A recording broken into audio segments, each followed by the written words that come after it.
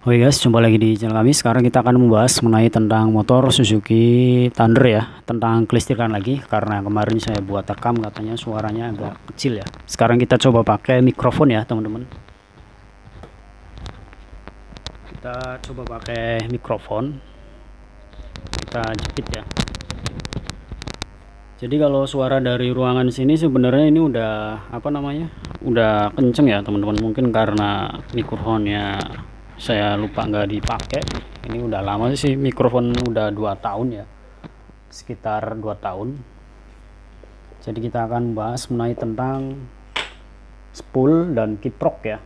Ini yang penting teman-teman perhatikan ya, karena untuk Suzuki Thunder ini sangat sensitif banget di kelistrikan ya. Jadi yang teman-teman baru melihara ataupun memilikinya itu harus diperhatikan untuk tentang sistem kelistrikannya, komponennya apa aja. Kita ngopi dulu. Bagi teman-teman yang baru gabung, baru subscribe, silahkan ya bantu like videonya agar kami semangat untuk membuat video ngoprek-ngoprek tentang Suzuki Thunder ya. Kita akan sharing-sharing juga ya. Kita udut dulu.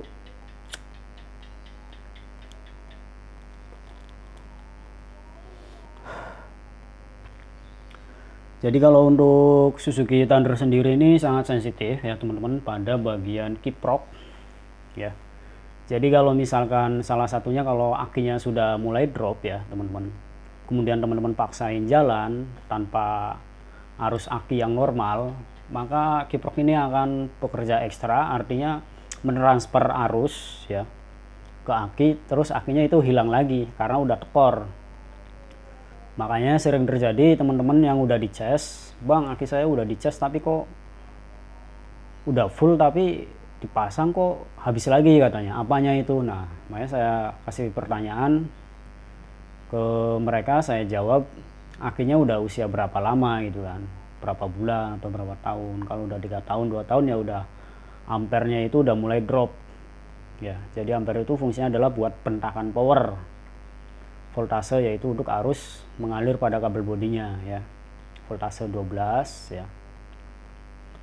Nah itu teman-teman harus perhatikan, kalau udah akinya udah mulai drop, nanti efeknya yang kena adalah kiprok bekerja ekstra, jadi mentransfer arus ke aki, akinya nolak gitu kan, nggak menyimpan, akhirnya ini panas banget ya. Kalau hanya dipakai hangat itu ya normal ya, tapi kalau udah panasnya bener-bener, nah itu bisa jadi udah error si kiproknya ya, disebabkan dari si aki udah tekor di cas nggak mau ya. Nanti kalau udah si kiproknya udah mulai error, ini spool mulai lemah, nanti efeknya pengapian mulai nggak ada ya. Jadi harus berengkol berkali-kali baru muncul api itu kan kalau udah lemah. Nah kalau misalnya teman-teman hilang pengapian, coba aja bersihkan dulu untuk kabel akinya ya, yang kutub min dan kutub plusnya dibersihkan, diamplas, pasang lagi, siapa tahu normal lagi kalau akinya masih bagus ya. Kemudian soket-soketnya ya teman-teman, soket pada kiprok ke arah spool dibersihkan juga ya, takutnya ada yang konslet ya, ataupun kendor, kotor, berjamur, karat, tanah ya, macam sebagainya. Itu dicek dulu. Jadi sebelum diganti dicek dulu, dibersihkan dulu kalau untuk saran dari saya ya. Jadi jangan asal wah ini mah harus beli ini, jangan, nanti pemborosan. Pahamin dulu kabel-kabel soketnya, pelajarin dulu teman-teman ya. Ini fungsi kabelnya udah saya jelaskan ya, yang video sebelumnya yang secara detail yang saya rekam di lantai barengan sama CDI ya. Nah kalau akinya udah mulai drop, teman-teman masa bodoh dipakai aja, nanti kiprok yang kena. Kiprok udah kena, lama-kelamaan spool, akhirnya dandan habis total, dibawa ke bengkel, ganti ini belum beres, ganti ini belum beres, karena yang kena merembet ya. Jadi kalau untuk analisa pertama teman-teman jangan langsung vonis ke semuanya, ke arah aki dulu ya. Semua motor itu ke arah aki dulu, mau karbu mau injection ya. Banyak kasus di grup ya, grup mekanik injection ya, kerusakannya sepele akhirnya dibedah semua injection. Itu kurang pemahaman, asal eksekusinya saking penasarannya dieksekusi semua, itu malah bisa fatal ya. Kasihan yang punya motor, jadi dihitung jasa bongkar ini itu jadi gede jutaan. Itu yang menyebabkan konsumen itu mengeluh ya. Daripada seperti itu, teman-teman mending memperbaiki sendiri, mempelajari motor sendiri ya. Motor teman-teman apa nih, kemudian nanya gitu kan, cari channel YouTube yang bisa ditanya itu menjawab, itu sangat solusi, sangat berharga ya. Jadi kalau nanya cuman nggak dijawab itu percuma, nggak ada ilmu namanya. Berbagi ilmu hanya setengah-setengah. Kalau pas lagi senggang saya balesin teman-teman ya. Jadi kalau lagi sibuk ngoprek motor bengkel ya saya nggak megang handphone dong ya. Kalau lagi santai baru ngopi ya, baru buka komentar saya bales-balesin tentang nanya apa HP lah, kerusakan HP, nanya tentang kerusakan motor lah ya. Soalnya saya membuat konten handphone juga ya, udah lama juga nyervisin handphone juga dan nyervisin motor. Nanti besok atau sorenya nanti ada video baru ya, servis kunjungan motor Evo mogok ya. Jadi punya teman mogok, jadi divonis katanya karburator. Setelah saya cek ini mah businya ya, businya udah gelap. Pokoknya banyak dah ilmu-ilmu wawasan dari otomotif itu nggak ada habisnya pokoknya. Jadi banyak kasus permasalahan, bukan hanya itu aja. Jadi bermacam-macam kalau kita mendalami lagi, mengkaji lagi ya. Nah kembali lagi ke tema spool ya. Spool ini sangat penting banget teman-teman ya. Spool ini arus AC ya, nyetrum dia. AC diputar oleh si magnet rasio mesin ya, puter beribu-ribu kali akhirnya menjadi kumparan arus listrik. Lihat aja lilitan tembaganya nih. Lilitan tembaganya ini tebel, semacam kayak jenis trafo ya. Ini arus listrik AC ini nyetrum sekitar 15 sampai 25 watt ya. Jadi kalau misalnya teman-teman penasaran pakai lampu rumah yang 15 watt atau 10 watt ya, tempelin ke kabel kuning ya. Salah satunya ke plus, salah satunya ke main, bebas. Ini kuning ini arus AC semua. Tempelin. Tempelin dia akan nyala. Jadi kalau untuk mengeceknya bisa pakai tes pen DC yang kapasitasnya 24 volt ya. Makanya rumusnya adalah 8 sampai dengan 24 volt. Jadi tes pen DC ini bisa buat mobil dan motor ya.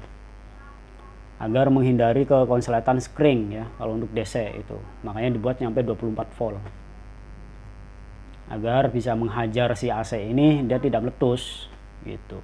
Nah dari AC ini, rumus spool AC ini ngirim ke kiprok. Nah ini soketnya kan digabung, ada tiga kabel. Nah itu arus AC menuju ke kiprok, kemudian dibuang menjadi 2 kabel ya, min plus.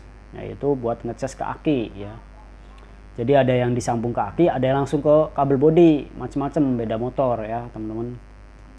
Makanya kiprok itu ada yang kabelnya sedikit, ada yang 6 ya, ada yang 5, ada yang 4, ada yang dimodif sendiri ya, macam-macam. Yang penting jangan salah pasang. Jalur DC dipasangnya ke AC, itu ya rusak nanti kiproknya. Jadi jalur AC ke AC lagi ya. Nah kiprok ini dalam bahasa umumnya adalah regulator ataupun filter arus lah. Meregulasi arus besar menjadi arus DC kecil ya, ini regulator. Bahasa biasanya ya kiprok. Kiprok bentuknya kayak begini ya. Untuk kiproknya Suzuki Thunder 125 atau 250 ada di belakang mesin ya. Ya, ada di belakang mesin. Kalau bisa teman-teman rakit kipas mini DC dari CPU komputer. Itu harganya cuma 15 ribuan, ada yang 10 ribu kalau di online ya. Tempel pada bagian sini ya. Dirakit di lem besi, Jos, jadi nggak gampang overhead kalau pengen awet. Nanti kapan-kapan saya buatkan dah kalau ada waktu ya tutorialnya. Jadi kita ambil ke jalur aki. Kalau untuk kipas minifan DC 12 volt itu irit ya, setara dengan lampu sen ya. Dia irit strum ya. Kita bisa ngambil jalur aki ataupun jalur kiprok ya. Jadi pada saat kita aki tekor pun kita sambung ke jalur si kiprok min plusnya, di engkol dia kipas akan ikut nyala. Jadi kayak radiator ya. Nanti mudah-mudahan saya buatkan kalau waktunya udah senggang ya teman-teman. Makanya minta dukungan like-nya, subscribe-nya biar banyak, biar saya bikin konten-konten lebih menarik lagi ya. Karena saya buat bikin konten menarik ya sepi penonton. Kadang udah ditonton nggak di komen, nggak di like, nggak di subscribe. Giliran kontennya melenceng dikit, salah dikit di komen atau di komplain ya.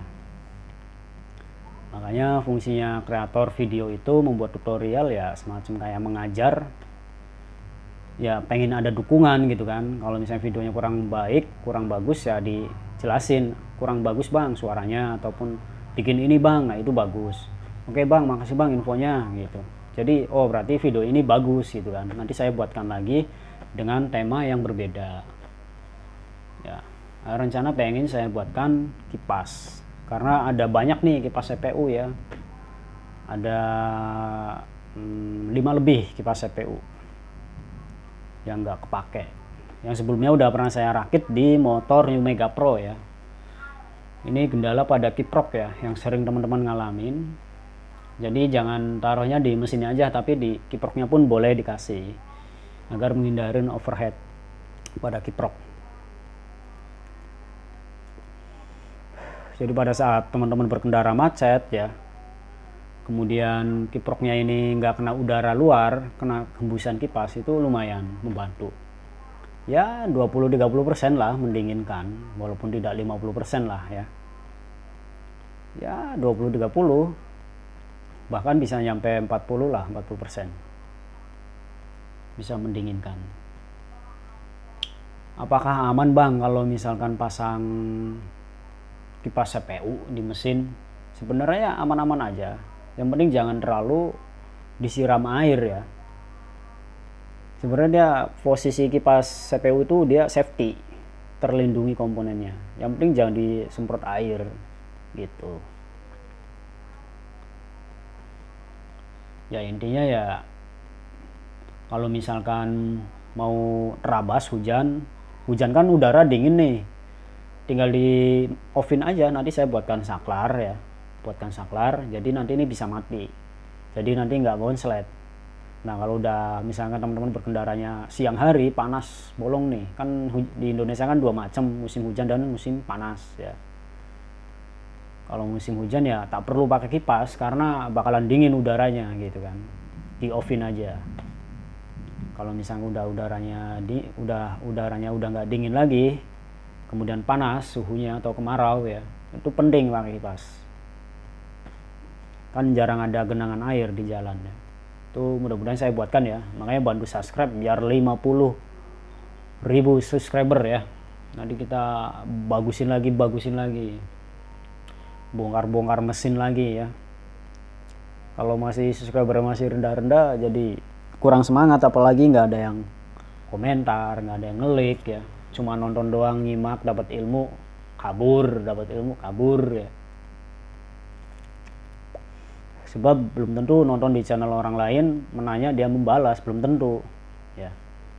Kalau saya ya apa adanya gitu kan, jujur menjawab komentar ya, jujur sarannya seperti ini. Jadi ada beberapa lah, 10-20% lah ya subscriber yang masih betah di channel saya, karena respon komentarnya ya baik gitu kan, memberi solusi dan saran. Kemudian nanti kedepannya saya bahas tentang PNP lagi, dari engkol pada Satria View ya. Jadi banyak PNP-nya juga ya untuk keluarga Suzuki ya. Nah untuk tema kelistrikan seperti itu, mudah-mudahan paham ya teman-teman. Jadi yang penting adalah aki, kedua kiprok, perhatikan kabel-kabelnya, kemudian spool. Karena kalau CDI ini bisa sampai 10 tahun usia pakainya ya. Kalau kiprok bisa hitungan bulanan ya. Kalaupun misalkan teman-teman akinya udah bertahun-tahun, kiproknya beli yang mahal nih 300 lebih yang ori, oke, akinya nggak diganti bisa rusak juga ya kan. Kemudian bedanya ori dan KW apa sih bang untuk kiprok ataupun spool? Kalau untuk bedanya ori dan KW hanya beda di bahan dan kualitas, pertahanan aja ya teman-teman. Yang KW itu ya bisa usia pakainya bisa lebih cepat, tergantung pemakaian. Kalau udah panas mesin jangan di bablas terus 2 jam 3 jam, jangan di jalan terus, tapi ada istirahat jeda. Fungsinya adalah untuk mengademin komponen di dalam ya, sama mesin biar tidak beler, tidak meler olinya ya. Jadi kalau perjalanan 2 jam 3 jam, jeda aja sejam gitu kan, duduk dulu gitu kan, atau napas dulu lah, ngerelaxin badan sambil ngademin mesin. Itu banyak manfaatnya, ngademin oli, ngademin kiprok ya. Aki pun dia panas teman-teman, coba aja teman-teman kalau misalkan jalan akinya pegang panas anget, karena itu arus listrik sirkulasi masuk ya. Dan di dalam aki itu zat asam ya, jadi mengandung listrik, asam sulfat. Nah seperti itu bedanya ori dan KW seperti itu teman-teman. Kalau KW hanya beda masa pakainya. Kalau untuk PNP, plug and play, tetap PNP ya, tidak perlu dirubah karena udah didesain oleh pabriknya. Dan kalau yang ori ya lebih kuat lah, bisa tahunan lah, bisa jaminan 3 tahun 5 tahun lah, cepet-cepet ya 3 tahun, lama-lama 5 tahun kalau untuk usia kiprok ya. Kalau untuk Suzuki Thunder beda lagi dengan motor yang lain ya. Kemudian spool juga sama, ada yang ori ada yang KW ya. Jadi dari beda bahan dari tembaganya ya. Tembaga itu ada yang murni, ada yang campur. Kalau murni dia bagus, stabil teman-teman. Putaran rasio magnet pelan aja udah menghasilkan listriknya bagus. Tapi kalau udah tembaga lilitannya campur ya, tidak murni tembaga banget ya, kayak emas lah, ada emas murni, ada emas campur, ada aluminium murni, ada aluminium campur.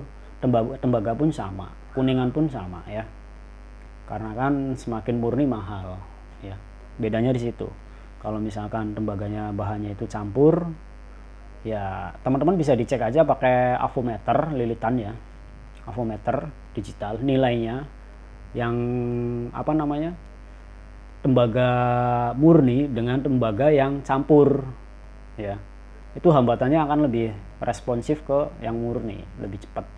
Nah itu untuk buat mengecek nilainya kalau teman-teman nggak percaya memahaminya ya, seperti itu. Makanya dijual bentuknya sama kok dijualnya murah, nah karena beda bahan. Nah ini saya jelasin secara detail ya teman-teman, seperti itu. Jadi pabriknya ya nggak rugi karena ini kan bahannya bahan campur, yang ini mahal bahannya murni gitu. Begitupun sama di sini ya, kayak dioda, elko ya. Kalau yang ori biasanya komponen IC, tapi kalau untuk yang KW ya biasanya komponen kayak TV tabung kayak begitulah, yang gede-gede komponennya. Itu bedanya di situ kalau dibongkar. Ini harus digedik kalau pengen bongkar ya. Dipanasin udah pernah, nggak bakalan lupas. Panasin sampai 450 derajat Celcius ya. Panasin pakai apa bang? Pakai alat blower uap. Video prakteknya udah ada ya. Keras. Ini namanya keras. Ya, harus digedik baru dia. Makanya ini udah anti tahan panas aslinya.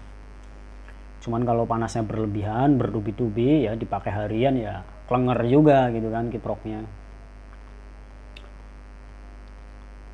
Ya itu aja teman-teman untuk tentang kelistrikan. Kalau tentang karbu mungkin teman-teman udah pada paham ya. Itu sensitif.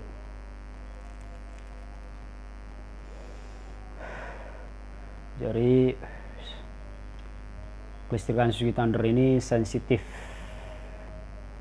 harus dipahamin benar-benar yang baru ingin membeli ataupun udah membeli terlanjur ya harus wajib belajar lah agar tidak mengeluarkan cuan banyak ya, karena saya pun sudah ngalamin habis banyak untuk nyervis Suzuki Thunder pada tahun 2014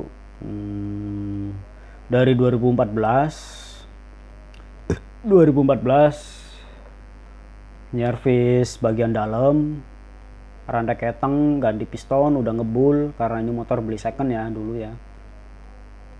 Kemudian servis terakhir yaitu kelistrikan, hampir ganti total lah ya, habis waduh lumayan ya, 900 mau 1 juta lah, 1 juta kurang lah. Ini ganti semua teman-teman. Nah ini bekas-bekasnya, ini kiproknya masih ori, ini belum saya cek-cek lagi. Nah ini spoolnya masih ori, tidak ada yang gosong. Ini saya serahin ke bengkel, malah bengkelnya nyampe 2 minggu nggak beres-beres, nggak becus, kesel kan. Saya bawa pulang aja karena saya masih sibuk kerja, otomatis motor ini saya tinggal, saya pakai motor satunya lagi ya, karena masih ada duit lah waktu itu kan, namanya saya kerja kan ya, yang penting mah taunya beres gitu, tau-tau malah berantakan ya. Setelan karbunya nggak enak, ini itulah, kelistrikan ganti semua, bilangnya sama kiprok, udah saya cariin kiprok nggak beres juga. Ini bukan jelek-jelekin bengkel ya, kalau saya sih apa adanya ngomong ya. Kadang saya serahin ke bengkel, malah spare part kita sendiri yang nyari, dia nyerah. Ya buat apa kalau kita nyerahin ke ahli tapi ahlinya nyerahin ke diri kita gitu. Spare partnya nyari sendiri gitu. Dia alasannya sibuk, ini itu. Pokoknya nggak ada harga dirinya deh kalau dibawa bengkel motor kayak begini. Kalau Honda sama Yamaha dia langsung, karena kelistrikannya gampang kalau Honda Yamaha teman-teman, beda dengan Suzuki. Makanya saya bahas tentang kelistrikan ya, dengan tema teorinya beda-beda biar teman-teman paham. Karena kalau udah biasa orang ngerjain Honda, Yamaha, ngerjain Suzuki kayak begini, pala puyeng. Walaupun udah ngikutin prosedur Jepang, belum tentu nyala. Karena penyakit sesungguhnya adalah pada di aki, kemudian kiprok spool. Jadi jangan divonis ganti semua kantong langsung ludes 1 juta. Ini aja saya di bawah 1 juta, spare partnya ini bukan ori. Kalau ori mah bisa kena 2 sampai 3 juta. Kabel bodi saya kiriman dari Bandung ya, si Bang Hadi ya, Bang Hadi TA kirim second tapi masih bagus lah. Ini kabel bodinya.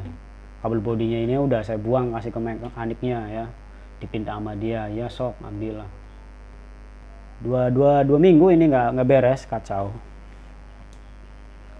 Mana spare partnya saya sendiri yang nyari ya, sama aja mendingan saya ngerjain sendiri karena saya waktu itu lagi sibuk.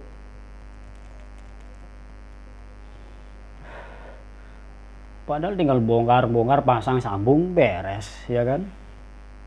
Nah buat teman-teman kalau ingin rombak kabel bodi ya, nanti kita akan bahas lagi karena ini harus dipretelin dulu kalau untuk membahas kabel bodi. Jadi ada teman-teman yang nanya, subscriber, Bang saya kabel bodinya sama tapi kok soketnya agak beda ya gitu. Kalau untuk tahun dia beda-beda ya, biasanya ada seling 2 tahun ataupun 3 tahun, ada yang sama ada yang beda untuk kabel bodi motor ya, untuk Suzuki Thunder. Jadi kalau misalkan warnanya sesuai dengan komponen si kiprok spool itu sambung aja, tapi sering yang beda itu di jalur bagian kepala ya teman-teman, bagian stang holder ya, soketnya itu biasanya beda warna kabelnya. Itu teman-teman harap diperhatikan, jangan langsung disambung dinyalakan, nanti konslet ya. Biasanya nyala-nyala tapi nanti dia melepuh mati lagi, ada yang konslet ya. Jadi pahamin dulu kabelnya, warnanya ya. Kalau nggak dipotong, disambung ulang lagi, dibuang soketnya, sambung manual ya. Kalau nggak tarik spoonnya aja, tutorialnya udah saya buat ya. Kalau teman-teman nggak bisa narik spoonnya, potong, gunting, sambung manual, lebih jos agar tidak keliru ya. Jadi tidak menimbulkan konslet ya. Jadi seperti itu teman-teman. Nah di sini juga di bawah tank ini banyak soket-soket, banyak teman-teman subscriber yang masih bingung, Bang itu yang sebelah CDI ada soket lagi, soket apa aja ya. Di sini ada beberapa soket, yaitu soket untuk kabel speedometer ya, dan kabel engine speed ya. Jadi operan gigi soketnya ada di bawah sini juga disambung ya. Gigi netral, gigi 1, 2 sampai 5 ya.